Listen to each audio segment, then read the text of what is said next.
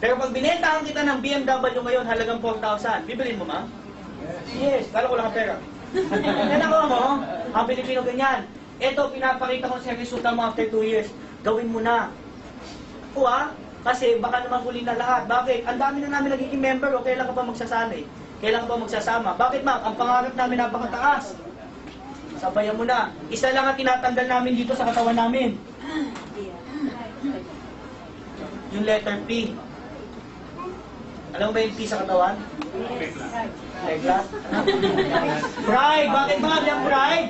Madaming ganyan. Yan lang po yung isang binaba ko sa katawan ko. Bakit ba? Ang pride, di ka pakainin na, tama? Yes. Ang pride na bulayan, malasong ka. Ako, ha? Yes. Bakit ako sasali sa bata? Teacher ako. Diba? Bata, ba't ako sasali? Manager ako sa bangko. 50,000 naman. Bata, ba't ako sasali? Abogado ako. May kaso ba tayo dito? Wala ka ba? Diba? Bata, sasali ako. Doon ako sasali sa'yo. Doktor ako. May nagpapa-order ka ba dito?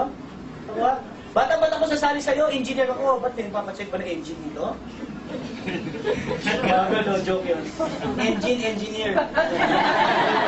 Ako mo, ito ha. Lahat kami, kaya kami sumali kasi may dahilan. Gusto mo malaman ko ng dahilan namin?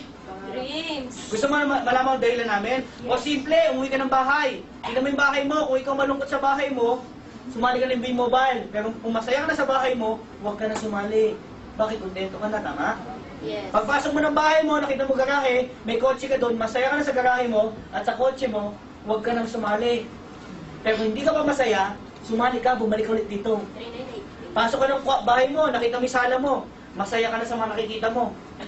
Huwag ka na sumali sa B-Mobile. Kung hindi ka pa rin masaya, sumali ka. Bakit, ma'am? Dito mo kitain yung nalalagay natin dyan. Pasok ka sa kwarto ng anak mo, ma'am. Tingnan mo anak mo. Kung masaya ka na sa anak mo, huwag ka sumali ng B-Mobile. Kung hindi ka masaya sa anak mo, kasalanan mo yan. Ikaw gumawa, ano wala na yan. Ako mo, simple lang, may dahilan kami dito. Kung gusto mo sumarak buhay mo at maging milyonaryo at may pangarap ka at gusto mo kunin to, sumali ka. Nakuha, malakpakan mo naman ganda nun eh. So, hindi lang ha, hindi lang ako ang kumita dito. May isa po kami mga dealer dito. Ngayon po, magdadalawa na ang coaching niya. Siya po yan 22 years old lang. At na-explain namin ng business. Ang maganda pa dyan, pinsan ko siya. Ang malapit pa dyan, single. Ay, di, may girlfriend pala. Pero hindi sila kasal. Kaya sila na yung negosyo. Ito malapit. Ang weekly po na kinikita ngayon, humigit ko mo lang 150,000 to 200,000 per week. Oh, grabe. Bagong graduate pa. Ito malapit. Talampakan naman natin si Mr. Rowan.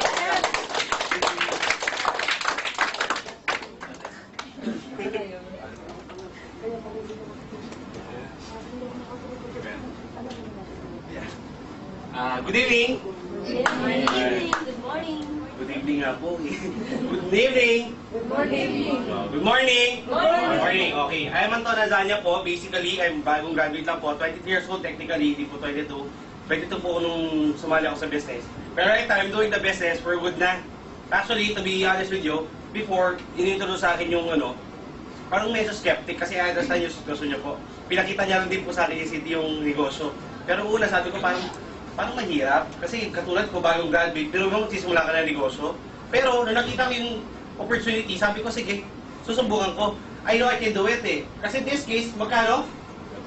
1.7. Ilang friends mo dito? Ilang kaibigan mo i-invite? Dalawa. Meron ba dito? Higit sa dalawang kaibigan? Yes. Ikaw ma'am, dalawa lang ba po ba ang kaibigan nila? Marami pa doon.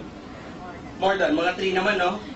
O, maganda na yan, ma'am. Kasi kung 3 kaibigan mo, hindi mas mabilis, tama? Pero look at this. Katulad ni Kuya, actually, I'm very thankful to that person kasi siya po yung nagbago ng buhay ko. Aside from B-Mobile, si Kuya Kiwi din po nagturo sa akin dahan-dahan kung paano ko gagawin yung negosyo. Pero basically, to show you, ito doon po yung mga nangyayari. Pwede na po ba sa isang linggo? Yes. Matanong ko lang, 72,000 para sa bagong graduate. Normal, abnormal? Abnormal. Sino nang tawag sa akin? Abnoy. Okay lang? Yes. O sir, matanong ko lang, sir, ikaw ba normal, abnormal? Normal. Sir, kung palit tayo, okay lang? Weekly rin, bibigyan niya sa'yo. Normal ka ba, abnormal? Abnormal, welcome to the club. Walang pa mo naman, sir. Alright. Pero kasabi nga din dito, kayang pigilan ng mga dealers? Hindi. O susunod na linggo na naman? O, pwede na po ba? Eh, may problema ka na naman, sir. Dahil tumulong ka sa maraming tao, hindi mo naman mapigilan. Pwede na? Yes. Pwede na. Ito nga pala po yung actual check. Kasi Friday, nagpunta po ang Pampanga to help my dealers. Ito na po yung nangyayari. 152,000. Pwede na? Yes. Come to the concept, simple lang. Ang negosyo to, dapat willing kang tumulong para kumita. Hindi ito yung para sa isang tao na ikaw lang mang pwedeng kumita. Kailangan willing ka rin kumita para tumulong. At the same time, simple lang naman eh. O pag-usapan natin ha, sir, basically sa sitwasyon nyo ngayon, do you think madali po bang kunin ang mga pangarap mo? Sa ikaw mag-isa? Mahirap? O sir, ganito na lang. Okay lang ba? Ngayon, naroon na to, lahat na nakikita mo sa paligid mo, kasama sa pagkuha ng pangarap mo. Okay lang? Do you think mas madaling paraan yun? Willing ka ba tumulong? Willing ka rin ba magpatulong, sir? Oh, with that is, magiging successful sa negosyo to. Katulad ko po, humingi lang din po ako ng tulong sa pinsan ko kung paano ko gagawin ang negosyo. Tinulungan niya rin po ako, tumulong din ako sa maraming tao. Nangyayari? Nangyayari. O, come to think of this, ito na po yung mga accounts ko. Kasi last, September, ito po yung nakuhang, ng isang account ko. Pwede na? 733,000. Yes. Pwede? Yes. Okay. Yan nga, sabi nga natin, tuloy-tuloy lang yan. O, ito, after 29 days, 860 naman. Okay? Kasi yung ginawa ko, 3 accounts ko, hindi ko po nilimitahan ang sarili ko sa isa. Ginawa ko 3. Okay? Kaya may kita mo, dito ko nagulat. Pwede na? Pwede na po ba? Yes. Yung parang di ba hindi natutuwa? Pinupulot lang po ba? Hindi, di ba? Mahirap po gawin yan. Kung effort mo lang gagamitin. Pero in this case, humingi lang din po ng tulong. Nangyari? Yes. Alright.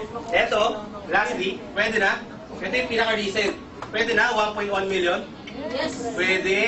O sabi nga ni Kuya Piwi, kailangan mo lang tanggalin itong sa katawan mo. Alam mo bakit? Sabi nga, pwede pa kayo sa pamilya? Hindi. Pwedeng bumuhay ng pamilya? Hindi rin. Kasi pag pinakain mo sa pamilya mo ang pride, sabi nga niya, bubula ang bibig ng mga yan. Sabon. Okay? Sa negosyong to, tinanggal ko lang to. Marami nagsabi sa akin, alam mo, hindi para sa iya. Kasi nung pag-uwi ko sa bahay, in-explain ko yung negosyo sa nanay ko. Sabi sa akin ng nanay ko, nahihilo ka na ba? Oo. Tatay ko, sabi ko, Dad, hindi ka na kailangan magtrabaho. Ako nang gagawa ng paraan. Pero sinabi ko sa kanya yung 900,000, sabi sa akin ng tatay ko, gutom ka ba? Sadly to say, pero normal po yan sa ating mga Pinoy. So, see is to believe. Tama? Kabaliktaran tayo ng mga in-check. Gusto ng mga in-check? Subok muna bago resulta. Ang Pinoy, nagpapakawais, gusto, resulta muna bago subok. Kaya tinan mo sa Pilipinas, sino mas mayaman? Pinoy in-check. Yes. Chinese, kasi they want to try it first. Kasi kung sakali mo mag-fail sila, at least they know how to do it. Again, kung paano tama na. Sa Pinoy, hindi. Hindi pa niya nasusubukan, ang dami niya kagad sila sabi. Tama? Tanong, nagbayad ka na ba ng training native? Kasi katulad ko, ginawan ko lang din ng paraan. Pero tingnan mo naman, magkano po ba ang binalik? At gano'n po ba karaming tao na tulungan ko with this business? You agree? Yes. Alright. Hindi mobile, simple lang. 3 months ko lang itong ginawa. Nung sabi sa akin ng tatay ko, meron ka 3 months para gawin yung negosyo. Pag hindi ka nag-succeed in 3 months, pumunta ka ng Singapore, doon ka magtrabaho. Sabi ko naman, sige dad, give me 3 months. Pinayagan niya nga ako, pero araw-araw sa ginawa ng Diyos, araw-araw niya rin ako sinisigawan. Araw-araw niya rin ako napagalitan. Pero alam mo, I never take it against them. Kaya sabi ko nga, malamang may rason siya kung bakit niya ginagawa sa akin yun. Pero sabi ko nga, kung di-discourage niya ako, sinachallenge man lang niya ako, ginawa ko, dinobantayan ko lang yung trabaho ko. Kasi in that case, ibig sabihin, may rason siya kung bakit niya ginagawa yun. Tama? Pero, in 3 months, be mobile po. Kaya sobrang proud ako sa negosyo to. Kasi tinanggal ko lang yung pride. Alam mo, pag tinanggal mo pride, anong balik? Tanong mo sa akin ano? No. Tanggalin mo lang yung pride. Anong babalik sa akin? Right. Okay? Ito po, papakita ko rin sa inyo. I'm very proud of this car. Okay? Ngayon po, after 3 months, nakabili ako ng sarili ko Nissan Sefiro. Wow. Kung titingnan mo, hindi ito yung pinakamahal, hindi rin po yung pinakabago.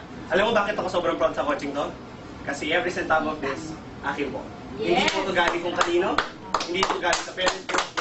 I own it. Okay? Tapos last week, nabili ko na rin po yung sarili kong Expedition. Okay? It's because also of the help of Be Mobile. Kaya sabi nga natin, gawin mo itong negosyo, hindi lang because of money. Do the business dahil alam mo, nakita mo sa negosyo to, may pangarap kang pwede mong kunin. Klaro? Yes. Okay. First Kuya Piwi, yan natin. Ay, thank you ma'am. Yep. Yeah, say out. Yeah, say out. Alright. Yan. Yan guys. Before I end my presentation, basically, may ano lang kami dito. To have a positive vibes ha, siyempre nakita natin yung negosyo. Can I request one thing lang? Pwede? Yes. Pag sumigaw ko mamaya ng payaman, sigaw tayong lahat ng